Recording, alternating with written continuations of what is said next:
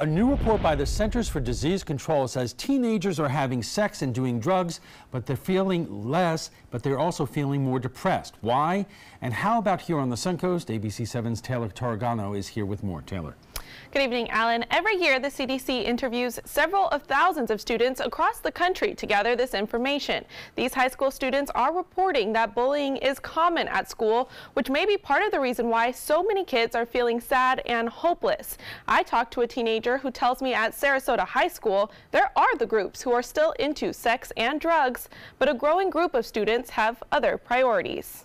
I didn't really know as much of what was going on, but if that were to happen as a teenager, it would definitely have a stronger impact on my life, I would think. Taryn Darley says at just 8 years old, she was too young to feel the impacts of her own parents' divorce. But trouble at home is the first reason she gave for her classmates' depression. Through their parents, home problems, parents getting divorced, I can see where that can affect kids, especially at these older ages. As far as sex, drugs, and depression, Darley sees a connection. The kids that aren't doing sex and drugs are more focused on what's actually going on around them, I would say. And more focus can result in more stress and anxiety. Granted, some may be thinking they're just kids. What exactly do they have to be depressed about? Kids are concerned about the threat of violence. They're concerned about their emotional well-being, and there's a bit of hopelessness that's going on for many students, almost 1 out of 3, and we need to support them better, in many respects.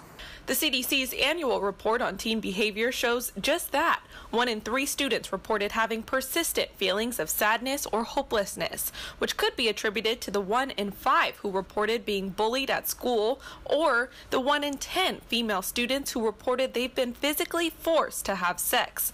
And for males, it's 1 in 28. That's for lack of a better way of putting it, a sobering thought, that we really need to provide a sense of hope for our youth. And part of it is establishing stronger connections and relationships. And it needs to start in the home, and it needs to start in our schools. PJ Brooks is the Vice President of Outpatient and Youth Services for First Step Sarasota. He works hand in hand with Sarasota High School to help alleviate some of these issues. They worked with us to put a full-time intervention specialist on their campus, a student assistance specialist that works specifically with these issues to do early intervention. Counseling to keep these students from turning to drugs, alcohol, or worse. But Brooks reiterated what Taryn saw too. This all starts at home. Every teenage kid's going to go through sad times and happy times. I think the most important thing is that they know they've got someone who's always got their back. Marla Yeagers calls herself the lunch lady at Sarasota Middle School, but she's also a mother of a 14, 21, and 23-year-old.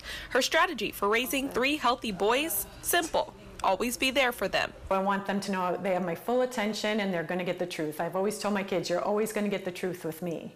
So I make sure that when they ask me a question, something happened at school today, someone showed me something in their book bag, I'm always like, tell me more about that. How did you react to that? It's that support which serves as a foundation for teens who leave home ready to take on the world. And the ones who are staying away from sex and drugs say their support system is what keeps their head on straight. Good background, good family, good friends. It's who you surround yourself with, I think. The survey found 41% of high school kids said they have had sex, down from about 47% over much of the last decade. I've put a link to the entire report and more resources for all of you parents watching at home on our website. Just visit mysuncoast.com. Taylor, thank you.